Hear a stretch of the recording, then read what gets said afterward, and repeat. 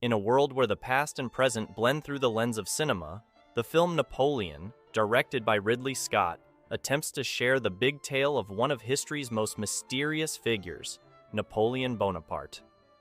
This new version of the story delves into what the movie, featuring Joaquin Phoenix as the main character, accurately captures and creatively explains about the life of the French military leader and emperor. As we embark on this journey, we analyze the film's portrayal, separating historical fact from cinematic fiction, inviting you to delve deeper into the heart of a legend. Here, we delve into the things that Napoleon got factually right and wrong, shedding light into the differences between movie magic and historical reality. Napoleon and Josephine. At the heart of the film lies the chaotic romance between Napoleon and Josephine, a relationship fraught with passion, betrayal, and political necessity. The story makes complicated situations easier to understand, including Josephine's affairs and the strategic considerations behind their eventual divorce. While the film focuses on their emotional connection, it glosses over the realistic aspects of their separation, especially the need of securing an heir, a decision driven more by dynastic ambitions than personal betrayal. Josephine, a widow of the Revolution, brought her own social connections and influence, making their union as strategic as it was passionate. This context highlights the intersection of love, ambition, and the necessities of dynastic politics in shaping the destinies of those who wield power, making the story even more complex of their romance and its portrayal in the film.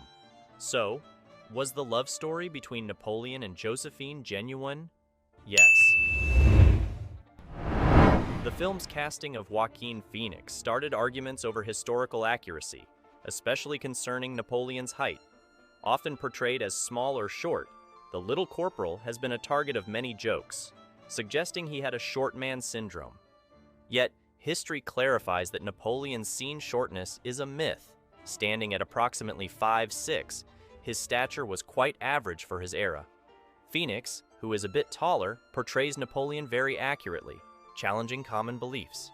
However, his age while filming matches Napoleon's later years more closely, which makes the portrayal even more authentic. This aspect of Napoleon's life, often misunderstood and misrepresented, links with general European opinions of leadership and power during the early 19th century. Through Phoenix's performance, which challenges these misunderstandings, he also challenges the idea that being physically tall means you're a better leader. It acknowledges the complexities of historical figures and how their reputations are influenced by both truths and myths. So, was Napoleon's height accurately portrayed in the movie? Yes. The film weaves a story that positions Napoleon amidst the crowd at Marie Antoinette's execution, a dramatic choice that strays from the historical timeline. During the Queen's demise in 1793, Napoleon was engaged in the Siege of Toulon, a pivotal moment in his military rise. This creative freedom highlights a thematic contrast between revolutionary chaos, though it comes at the cost of chronological exactness. The Siege of Toulon in 1793 was not only a military engagement, but a defining moment for the young Napoleon, catapulting him into the political domain of revolutionary France. This background improves the story, providing insight into Napoleon's rapid rise through the ranks, contrasted against the chaos of the French Revolution. The film's creative decision to place him at the execution of Marie Antoinette, while historically inaccurate, serves as a dramatic instrument to underline the chaotic times that saw the overthrow of the monarchy and the rise of new powers. So, did Napoleon attend Marie Antoinette's execution? No. Among the tapestry of Napoleon's military triumphs, the Battle of Austerlitz stands as a testament to his strategic genius. The film captures the traumatic moment when Napoleon commands cannon fire upon the ice, capturing and pulling back enemy soldiers in a frozen trap, a scene that, while debated among historians regarding the number of victims, captures the brutal reality of war and the ruthlessness required to emerge victory. The Battle of Austerlitz, also known as the Battle of the Three Emperors, was a peak of Napoleonic war, showcasing his strategic brilliance and the strength of the Grande Armée. The decision to fire upon the ice reflects not only the cruel tactics of war, but also the desperation and brutal calculation of battle. This scene is representative of the era's harsh realities, where victory was often measured in the ability to outmaneuver and outthink the rival on a grand scale. So, did the ice crack during the Battle of Austerlitz? Yes. The movie's portrayal of Napoleon's march into Moscow, where he discovers the city in flames, blends historical truth with the personal struggle of a leader facing the challenges of conquest. This event, filled with the enormity of devastation and the hopelessness of victory, reflects Napoleon's strategic miscalculations and the unbeatable spirit of Russian resistance, an intersection of ambition and devastation beautifully realized on screen. Napoleon's invasion of Russia in 1812 was an effort marked by ambition and pride, ending in the tragic pullback from Moscow. The burning of Moscow, whether by Russian patriots or accidental fires, symbolized the pointlessness of Napoleon's quest for European dominance. This event highlights the limits of military power against national strength and the unpredictable forces of nature, presenting Napoleon's downfall as both a strategic blunder and a touching instance of human ambition gone too far. So, did the Moscow fire take place? Yes.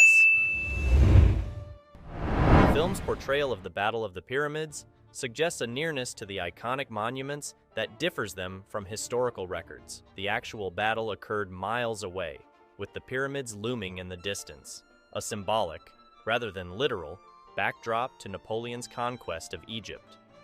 This variation illustrates the film's trend to blend the lines between historical events and the allure of legend.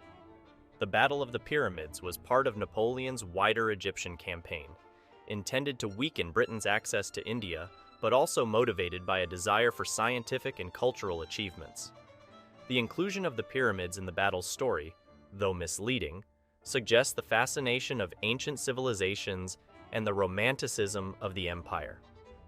This battle, while a military victory for Napoleon, also marks the beginning of Orientalism and the West's fascination with the exotic East, adding layers to the film's portrayal of conquest and curiosity. So, did Napoleon launch an attack on the pyramids? No. The film's dramatization of Napoleon's coronation captures a moment of supreme audacity as he crowns himself Emperor of France. This act, symbolic of Napoleon's rejection of traditional power and his self-fashioned destiny, is rooted in historical debate.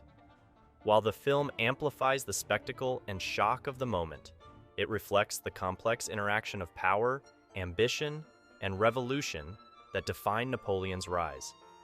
Napoleon's coronation as emperor in 1804 was a crucial moment in the transformation of the French Republic into an empire, symbolizing a return to royal rule under a new guise. This act of crowning himself, witnessed by a group of people that included former rebels and upper class, was a bold statement of authority and a break from the past.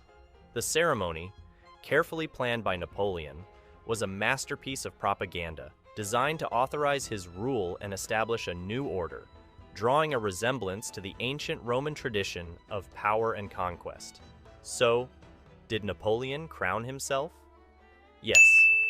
As the curtain falls on this cinematic discovery of Napoleon Bonaparte's life, we are reminded of the complicated dance between history and storytelling.